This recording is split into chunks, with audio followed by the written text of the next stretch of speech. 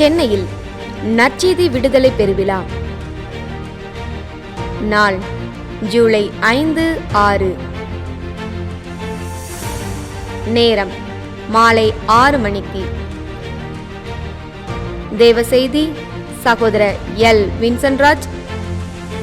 என் குடும்பத்தின் மேல் கண்ணோக்கமாயிருக்க போகிறார்.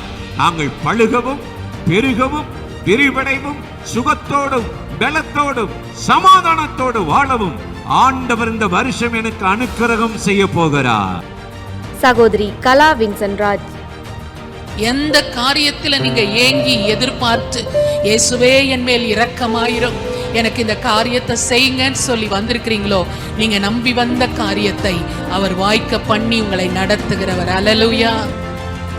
இடம் கிரிக்கெட் விளையாட்டு மைதானம், கேண்டேர் கம்பெனிக்கு போகும் வழி, ராதா ரெசிடென்சி அருகில், குன்றத்தூர், ஸ்ரீபெரும்புதூர் நெடுஞ்சாலை, சென்னை.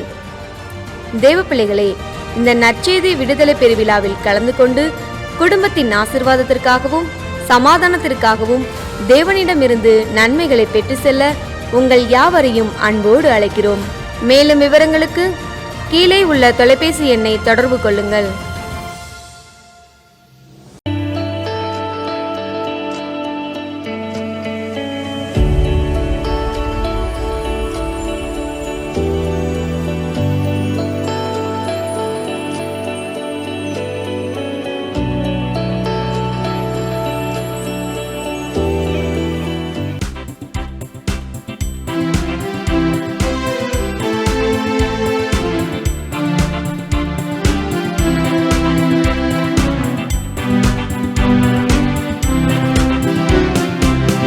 கைதட்டி பாடுவோம், கர்த்தரின் நாமத்தை உயர்த்தி கூறிடுவோம். ஒன்று கூடுவோம், சேர்ந்து பாடுவோம், மகிமைப்படுத்திடுவோம்.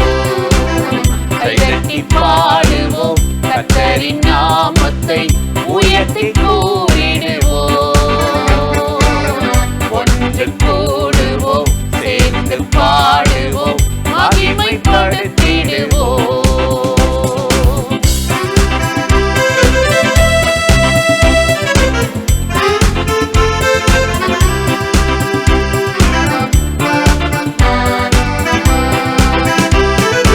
இஸ்ரவேலின் தூதியில் வாசம் பண்ணுவார், உன்னுடைய தூதியில் வந்து விடுவார்.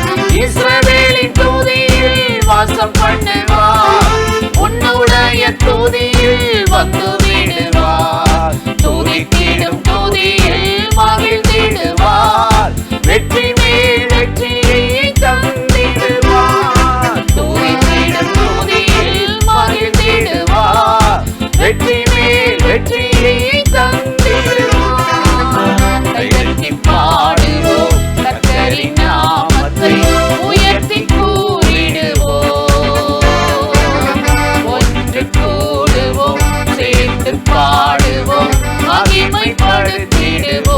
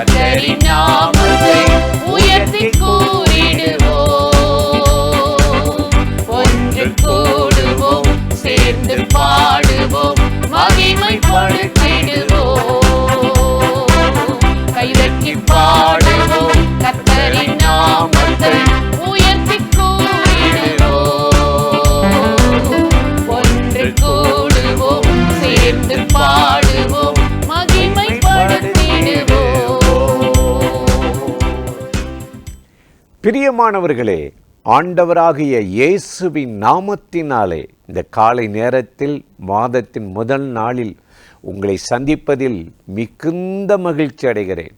இந்த புதிய மாதத்திலும் கர்த்தர் நமக்கு கிருபையாய் இறங்கி அற்புதமாய் ஆசீர்வதித்து நடத்துவார். இன்றும் கூட ஒரு வேத வசனத்தை உங்களுக்கு ஞாபகப்படுத்தி சில காரியத்தை சொல்லி ஜெபம் பண்ணுவது நல்லது என்று உணர்ந்தேன். 1 பேதுரு 2ஆம் அதிகாரம் 9வது வசனத்தில் நாம் வாசித்து பார்த்தால், நீங்களோ உங்களை அந்தகாரத்திலிருந்து ஆச்சரியமான ஒளியினிடத்தில் வரவழைத்தவருடைய புண்ணியங்களை அறிவிக்கும்படி தெரிந்து கொள்ளப்பட்ட சந்ததி என்று அப்போஸ்தலனாகிய பேதுரு ரொம்ப அருமையாக எழுதுகிறார். தெரிந்து கொள்ளப்பட்ட சந்ததி. என்ன தெரிந்து கொள்ளப்பட்ட சந்ததியா? அந்தகாரத்தில் இருந்தோமா. கடவுள்னா யாருன்னு தெரியாமல் இருந்தோம், நம்பிக்கையற்றவர்களாக இருந்தோம், மூட பழக்கத்துக்கு அடிமையாக இருந்தோம். தேவன் யார் என்று தெரியாமல் நம்மளா உண்டு பண்ணி அவைகளின் பின்னாடி இதுதான் தெய்வம், தவத்திரு அது இதுன்னு சொல்லி அப்படி ஓடிக்கொண்டு இருந்தோம். இப்படி இருந்த அந்தகாரத்தில் இருந்த பாதாளத்துக்குள் இருந்த நம்மளை ஒரு ஆச்சரியமான ஒளியினிடத்திற்கு தேவன் நம்மளை மீட்டு கொண்டு வந்தாரா. எவ்வளோ ஒரு ஆச்சரியமான ஒரு காரியம் இல்லை? இன்றைக்கி உலகம் பூரா அந்தகாரம் சூழ்ந்திருக்குது. எங்கே பார்த்தாலும் யுத்தங்கள், சண்டைகள், பஞ்சங்கள், கொள்ளை நோய்கள், கொடிய கொள்ளை நோயாகிய கொரோனா வந்து ஒரு அந்தகாரத்தை அப்படியே பூமி முழுவதும் மூடிச்சு. இதெல்லாம் நமக்கு தெரியும். இப்படி அந்தகாரத்தில் இருக்கிற ஒவ்வொருவரையும் சாதாரண வெளிச்சம் இல்லை, ஆச்சரியமான ஒளியினிடத்தில் கொண்டு வருவதற்குத்தான் இயேசு கிறிஸ்து இந்த பூமிக்கு இறங்கி வந்து நம்மை இரத்தம் சிந்தி விலை கொடுத்து வாங்கி நம்மளை தெரிந்திருக்கிறார். மகனே மகளே, நீ இதுவரை எப்படி வாழ்ந்தாலும் பரவாயில்ல, இப்போ வெளிச்சம் வச்சிருக்கிறேன், பகல் வச்சிருக்கிறேன், நீ வெளிச்சத்தின் பிள்ளையாய் பகலுக்குரியவர்களாக இருங்கன்னு சொல்கிறார். பழைய ஏற்பாட்டில் செங்கடலில் இஸ்ரவேல் ஜனங்கள் போகும்போது பின்னாடி பார்வோனுடைய எகிப்தியருடைய இராணுவம் துரத்துது. 2 பேருக்கும் ரொம்ப தூரமெல்லாம் இல்லை, ஒரு 500 அடி வித்தியாசம்.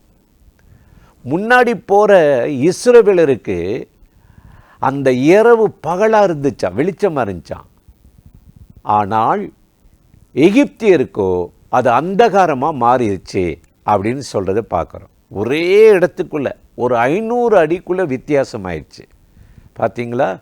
இதிலேருந்து நம்ம என்ன தெரிகிறோன்னா, கர்த்தரை நேசிக்கிற அன்பு கூறுகிற ஒவ்வொருவரும் இன்னைக்கு ஆண்டவர் இரவை பகலாக்கிடுவாராம், அந்தகாரத்தை மாற்றிடுவாராம். தேவனை நம்பாமல் முரட்டாட்டமாக குருட்டாட்டமாக வாழ்கிற மனிதர்களுக்குத்தான் அந்தகாரம் சூழ்ந்து கொள்ளுகிறது.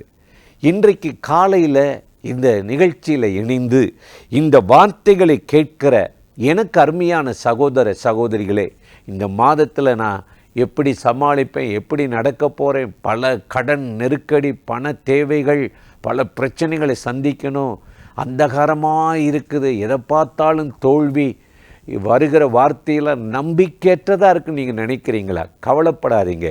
நீங்கள் இரவுக்கோ இருளுக்கோ உரியவர்கள் அல்ல, நீங்கள் ஆச்சரியமான ஒளிக்கு அழைக்கப்பட்ட தேவாதி தேவனுடைய பிள்ளைகள். அதைத்தான் வேதம் சொல்லுகிறது. 1 தெசலோனிக்கர் 5ஆம் அதிகாரம் 4:5 நாம் இரவுக்கோ அந்தகாரத்துக்கோ உரியவர்கள் அல்ல, ஆச்சரியமான ஒளிக்கு அழைக்கப்பட்டவர்கள் என்று கர்த்தருடைய வேதம் சொல்லுகிறது. இந்த மாதத்தில் ஆண்டவர் நம்மளை சுற்றி சூழ்ந்திருக்கிற வேண்டாத போராட்டங்கள், வாக்குவாதங்கள், சண்டைகள், ஒருமனத்தை கெடுத்து சமாதானத்தை கெடுக்கிற வல்லமைகள், இவைகளை எல்லாம் அப்புறப்படுத்தி இந்த மாதம் நம்மளை ஒரு ஆச்சரியமான ஒரு அற்புதம் செய்து ஒளியினிடத்துக்கு அவர் அழைத்திருக்கிறார். ஆகவேதான் நாம் ஒளியின் பிள்ளைகள் என்று வேதம் சொல்லுகிறது. ஏசாயா 45:8 எடுத்து நாம் வாசித்து பார்த்தால், அங்கு வேதத்தை வாசித்து பார்த்தீங்கன்னா, அந்தகாரத்தில் இருக்கிற பொக்கிஷங்களையும் புதையல்களையும் ஒளிப்பிடத்தில் இருக்கிற புதையல்களை உனக்கு தருவேன். நீங்கள் அந்தகாரத்திலேருந்து மீண்டு வெளியே வந்துட்டீங்கன்னு வைங்க, உங்களுக்கு ஒரு பொக்கிஷம், உங்களுக்கு ஒரு புதையல், உங்களுக்கு ஒரு வேலை, உங்களுக்கு ஒரு வருமானம், உங்களுக்கு ஒரு நன்மை, உங்களுக்கு ஒரு ஜீவன் பலனை ஆண்டவர் கொடுக்கிறார். இதுக்கு தாங்க நம்மளை அந்தகாரத்திலிருந்து ஆச்சரியமான ஒளிக்கு அழைத்தாரா. ஆகவே இந்த மாதம் முழுவதும் ஆண்டவரே எங்களை அந்தகாரமோ இரவோ இருளோ அடிமைப்படுத்தாதபடி நாங்கள் ஆச்சரியமான ஒளியினிடத்தில் வழி நடத்தப்பட அனுதினமும் இந்த மாதம் எங்களை அர்ப்பணிக்கிறோம். கர்த்தாவே எங்களை நடத்தும், என் குடும்பத்தை நடத்தும், என் வாழ்க்கையை நடத்தும், என் வருமானத்தை நடத்தும் என்று நீங்கள் ஜெபித்தால் ஆண்டவராகிய தேவன் இந்த நாளில் கட்டாயம் இந்த மாதத்தில் உங்களை அற்புதமாய் ஆசீர்வதித்து நடத்துவார். அந்த தேவாதி தேவனை நோக்கி நாம் இப்பொழுது ஜெபிக்கலாமா? அன்பும் இரக்கமும் கிருபையும் நிறைந்த நல்ல ஆண்டவரே, இந்த ஆசீர்வதிக்கப்பட்ட நாளுக்காக, நேரத்திற்காக, மாதத்துக்காக உமக்கு நன்றி செலுத்துகிறோம். உலகத்தின் முடிவு பரியந்தம் சகல நாட்களிலும் நான் உங்களோடு இருப்பேன் என்று சொன்னீர். இன்றைக்கு இந்த மாதம் முழுவதும் எங்களோடு இருந்து ஆண்டவரே அந்தகாரத்திலிருந்து மரண ஆக்கினைக்குள்ளாயிரி பலவிதமான கண்ணிலே அகப்பட்ட ஒவ்வொருவரையும் ஆச்சரியமான ஒளியினிடத்துக்கு உயர்த்தி தப்புவித்து இந்த மாதம் அவர்களை அற்புதமாய் நடத்தும், குடும்பத்தை நடத்தும், வருமானத்தை நடத்தும், தொழிலை நடத்தும், ஊழிய பாதையில் நடத்தும். கர்த்தருடைய வெளிச்சமும் கிருபையும் அவர்களை அளவில்லாமல் நிரப்பட்டும் ஆசீர்வதியும். இயேசுவின் நாமத்தில் வேண்டிக் கொள்ளுகிறோம் எங்கள் உயிருள்ள நல்ல பிதாவே. ஆமேன், ஆமேன். ஆண்டவர் இந்த ஜெபத்தை கேட்டிருக்கிறார். கட்டாயம் உங்களை ஆசீர்வதித்து நடத்துவார். ஆமேன்.